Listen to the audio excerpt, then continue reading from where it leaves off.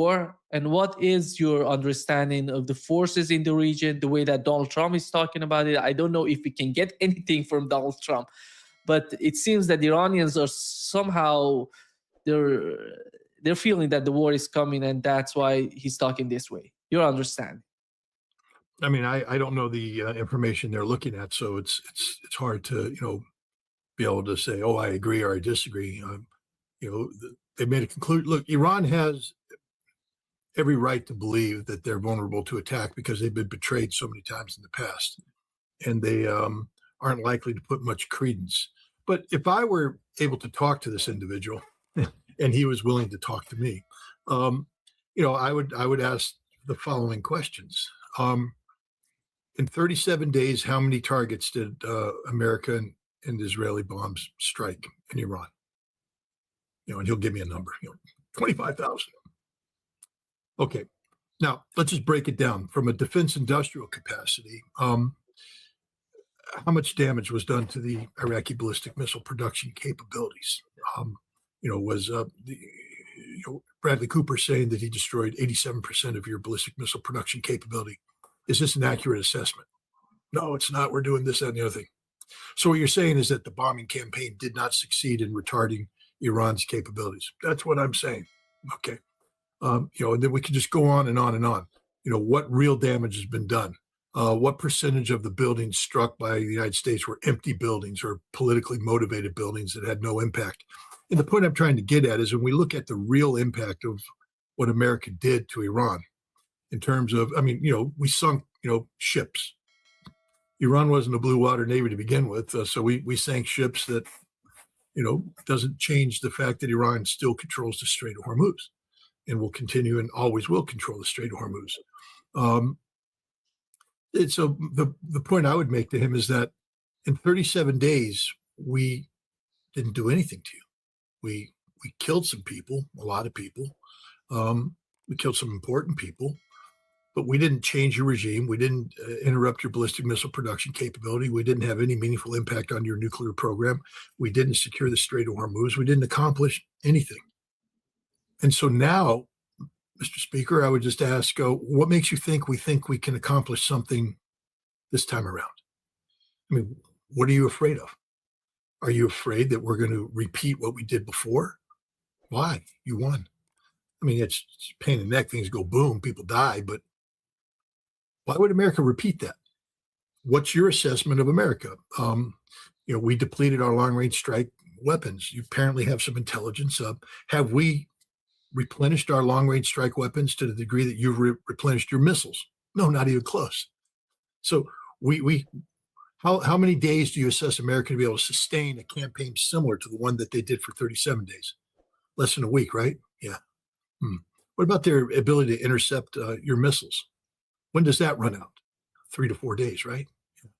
Yeah. And how long can you cycle through? I just read something where people are claiming that you can salvo hundreds of missiles a day, every hour, 24 hours a day, 7 days a week for a sustained period of time, striking all the targets.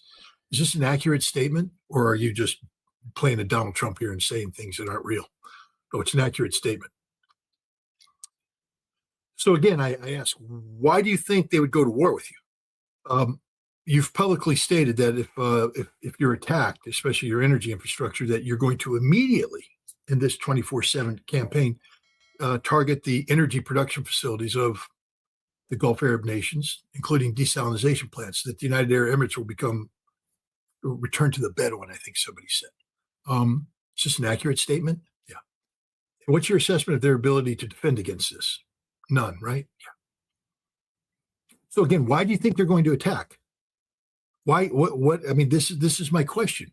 I mean, I understand what they're saying. They have every right to be prepared for an attack, but why do they think they're going to attack?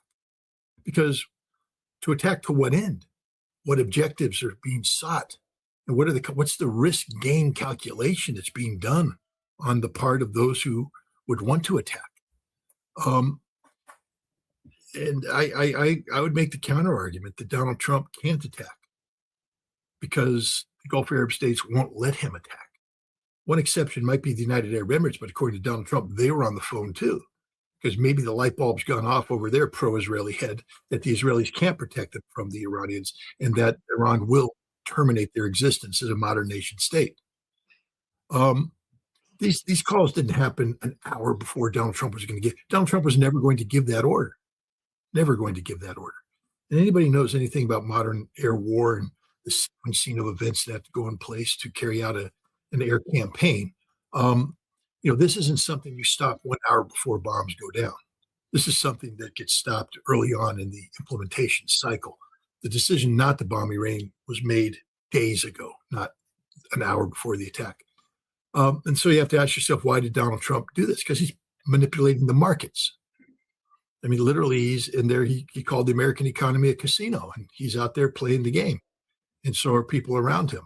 His truth social media postings are designed to generate market impact that positively favors those who made the appropriate betting, knowing this social media post was coming out, when it was coming out, and what it was going to say.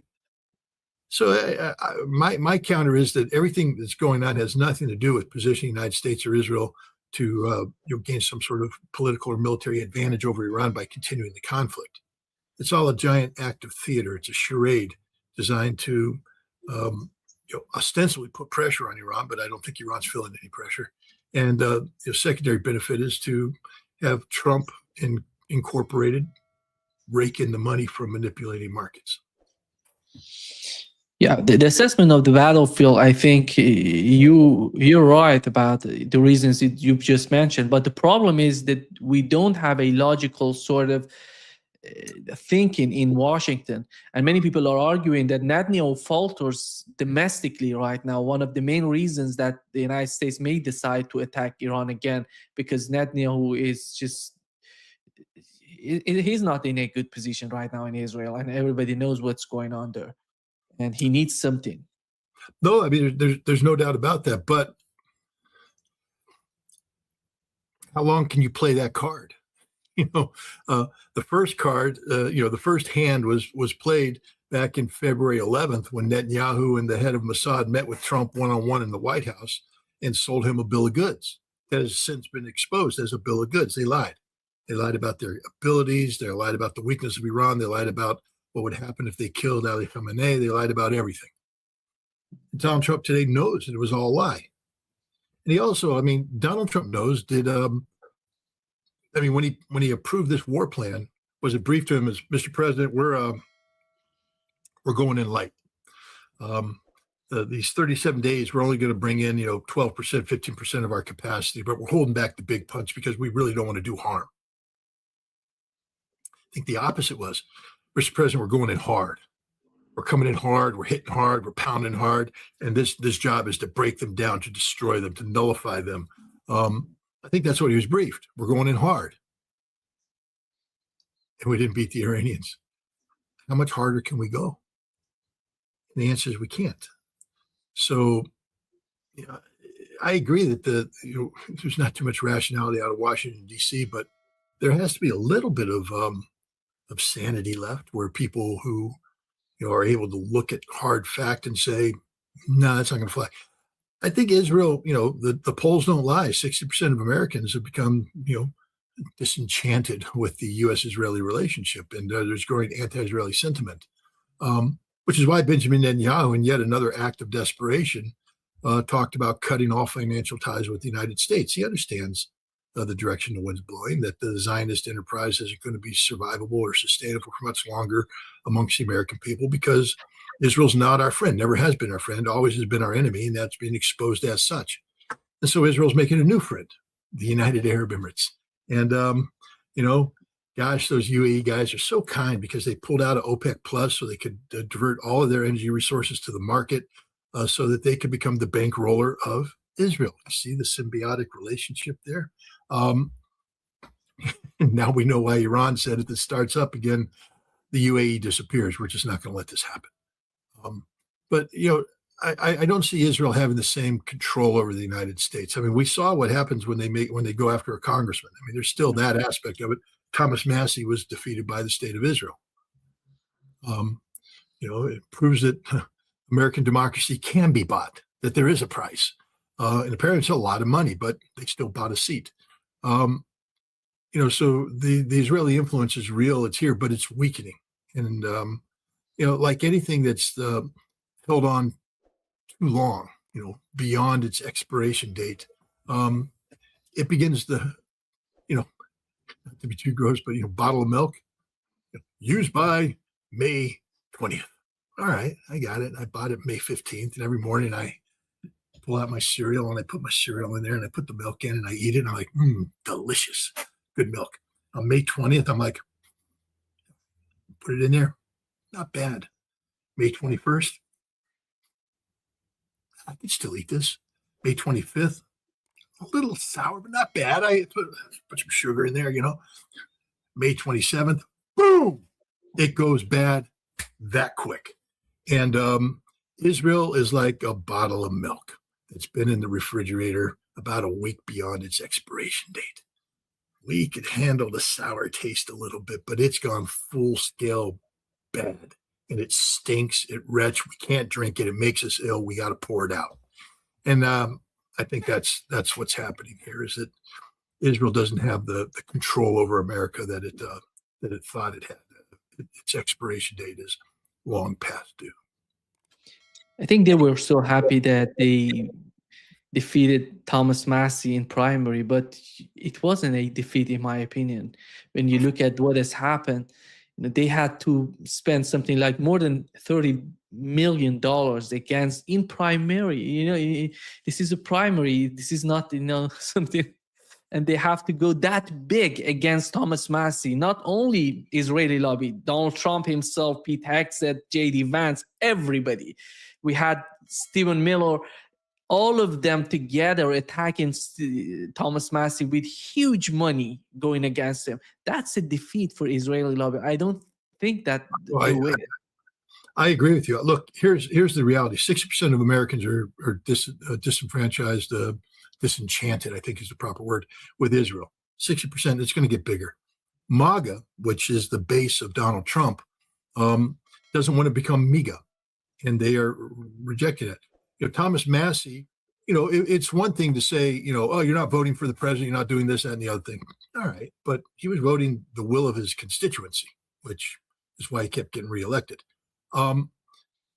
This election wasn't a victory for Trump. It was a defeat for American democracy, and MAGA recognizes now that we are MIGA, full-scale MIGA. I think this comes back to haunt the Republican Party in the midterm elections. I mean, you might sneak in a candidate here. There's a candidate in Louisiana that's winning here, everything. But at the end of the day, on the national level,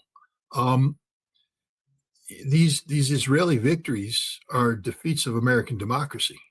And American people are starting to recognize this. I think this is what they would call a Pyrrhic victory. Derived from, the Greeks winning a battle where they lose too many guys, and or the Romans, I guess, were fighting and they lost too many guys. Yeah, Romans. They fought a battle, they won, but too many legionnaires were killed, so ultimately they lost the war. It could be the Greeks. I got to go read up my Peloponnesian Wars and history of Rome. Now that Xi Jinping's made it vogue again to, quote the Thucydides trap and things of this nature. But Pyrrhic victory. People can Google it. I think I got it. Pyrrhic. It's either the Greeks or the Romans. It's one of those ancient civilizations. But I think this is a Pyrrhic victory for the pro-Israeli crowd, because in pouring all this money in, what they did is they proved that American democracy can be bought, and Americans don't want their democracy to be for sale. Not this way, not by foreign power. We're more than happy to let Big Pharma do it. Let Lockheed Martin can do it. The gun lobby can do it. That's okay. That's amongst family. But when the Israelis come in and buy it out, no. Especially when they got us involved in a war that we lost and we're losing and we're not going to win. I think the problem that Donald Trump is facing right now is not about the United States. He can declare victory and get out of the Middle East and go. I have nothing to do, as he did before with Houthis, with Yemenis in the Red Sea. But the problem is that there is no way for him to wrap the situation up in the Middle East as though Israel is winning. That's the problem. And Israel, there is no way to change that reality for Donald Trump. Donald Trump can come out of the conflict, is not influencing. So I'm going to open up the Strait of Hormuz. Iran going to get toll. That's not going to influence our economy, and everybody going to get pass through the Strait of Hormuz. But the problem is the Israeli sort of position has been diminished so much, and that Donald Trump cannot save them, cannot change the reality for Israel. No, we see that again. The reality is, in the statement of Benjamin, remember, in September of 2023, there was the G20 meeting in India, and Donald Trump went there. We talked about this, the India, Middle East, European Economic Corridor. And Joe Biden gave a big speech about how it was going to change the world. Because of October 7th, people have forgotten about this, but Benjamin Netanyahu came out the same day and gave a speech where he said, this is the greatest moment in modern Israeli history. The greatest moment in modern, why? Why would this be the greatest? Because Israel knows that it's in a, economic demographic trap, that it's, people are pouring into Israel from around Zionists. The Zionist enterprise is succeeding, but this costs more money. And the more they pour in, the more they alienate Palestinians and regional neighbors, the more they create the potential of the friction that leads to conflict, the more you have to invest into defense, which is very expensive. Where's this money coming from? Your economy is underperforming, increasing isolation around the world, especially after Gaza. So you need to change the paradigm. And that's what the Abrams Accords were supposed to accomplish by creating sort of normalcy between Israel and the Gulf Arab states, predicated on economic cooperation that would be dominated by Israeli technology and Israeli financial capabilities. But you still, you got that potential, but now you need the injection of wealth, real economic activity. And that's what the India Middle East Economic Corridor is supposed to provide. The ability of a container ship to get put on a port in Mumbai, go to Abu Dhabi, get off, put on a train that transits UAE, Saudi Arabia, through Jordan into Israel, and then onto a ship in Haifa and goes up to Greece and offloads and onto Europe. And this activity would be combined with what Israel was doing with its offshore gas, where it was trying to have an energy hub with Turkey and suddenly be able to send its gas into Europe, and the economic power that accrues thereof. Those two things were going to make Israel a self-sustaining economic miracle, which it wasn't. Everybody could talk about Israel this, Israel that. Israel was an economic basket case, unsustainable without outside intervention. Here, this would allow Israel to become that. This is what made Netanyahu so happy. But today, the Abrams Accords are dead. No Gulf Arab state, except the United Arab Emirates, apparently, is willing to do that. The economic corridor is dead in the water. But I mean, they're breathing life into it now because of the UAE. But the fact is, Saudi Arabia isn't going to do business with Israel as long as Israel's doing what it did with Panama. And the other thing is, Israel is no longer the economic miracle that everybody thought it was. It's been subjected to blockades by the Houthi. It's been subjected to massive infrastructure attack by Iran. And it's been subjected to increased diplomatic and economic isolation as the world wakes up to what a horrific entity the state of Israel is. It's genocidal, murderous, baby-killing, prisoner-raping society. And people are rejecting it. And so Netanyahu's desperate right now. He's in trouble. Israel is collapsing. And the United States isn't going to sustain Israel forever. We're losing it. We're losing support. In the United Arab Emirates, it's a joke. I mean, I feel sorry for the people that live there, but this is just an absolute tragic joke. The direction they're taking, the decisions they're making are purely suicidal. And you'd think that these people would be smart enough to understand that that's it, but they've cast their die. They're in all the way with Israel. At least that's the way things stand now. Maybe a phone call to Trump to stop the war might have been a dose of reality. But there we are. How do you find the non-aggression pact and what Russia and China are trying to do together with Iran it seems to me, because Saudi Arabia was asking for non-aggression pact. I haven't heard anything from Iranian side, but it seems something going on with the negotiations between, as I've mentioned, Russia, China, and Iran, and the whole concept of the Middle East, which is so important, by the way, for two projects, North-South Corridor and Belt and Road initiatives, which are of paramount importance for China and Russia.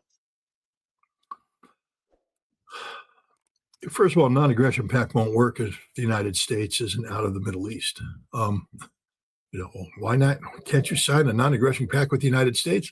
Really? You want Iran to go to bed with that piece of paper on their table? The United States is agreement incapable. What needs to happen, though, is that Iran needs to have non-aggression pacts with the totality of the region, Saudi Arabia included, and the Saudis are taking. Remember, don't think it's a surprise that the Saudis are making this call. The Saudis worked with China and Iran to come together and create rapprochement a few years back. And the Saudis know, they have a better understanding than most about the geopolitical realities of energy security and where Iran is today. And so they're looking, but there has to be every nation involved in this non-aggression. It has to be a regional non-aggression treaty signed by all powers. And the guarantor can't be the United States. I mean, the United States, of course, might play a periphery role and say it's part of it, supports it. But the guarantor has to be primarily China. In the economic, if you want to do business with China, you have to sign this non-aggression pact, something of that nature. It won't be that blunt because it doesn't work that way. But I think having the Chinese and the Russians work this is a good deal. And it's both, as you said, in the interest of Russia and China, the North-South Economic Corridor linking St. Petersburg, Chabahar, and the new Silk Road that links Tehran with Western China and then on into the depth of China. These are essential corridors of wealth for Iran and for the region. So that's the new reality. The security architecture is going to have to move away from a U.S.-centric architecture to a multipolar architecture. Again, the importance of what just happened in Beijing between Vladimir Putin and Xi Jinping can't be understated. It's this is two of the world's most powerful, influential nations coming together, and they're not seeking a bilateral world. They're not seeking a return to the Cold War. They're seeking a true multipolar world that empowers many nations, not just a handful. And this is the new reality that the United States is going to have to adjust to one way or the other. We used to have OPEC and OPEC Plus to decide about the price of oil. Do you think we have a new alternative in the market, which is the Strait of Hormuz? Because the flow of tankers through the Strait of Hormuz can change the price of oil, in my opinion, in a long run. Yeah, but that's from a practical standpoint, in terms of outcomes, sure. Look, we used to have Aramco, the American Arab oil company, the Arab American oil company, and they basically overproduced Saudi oil production infrastructure. I forget the numbers. At 12.5 million at one point in time was maximum production, but they were only producing at 9 million. Why? Why have over? Because that's very expensive to have all this infrastructure that you're not using. And the answer is because when the United States needs more oil on the market, the Saudis can increase. You don't have to wait. They've got it right there. Just turn it on, out it comes, go. And then when we need to tighten it up a little bit, the Saudis do it. And we had that relationship that said, we will guarantee your security. In exchange, you help be our market control mechanism. In theory, Iran could do the same thing through the Strait of Hormuz. Constrict, release, constrict. The difference is they're constricting shipments that aren't their own. In Saudi Arabia with Aramco, you're turning on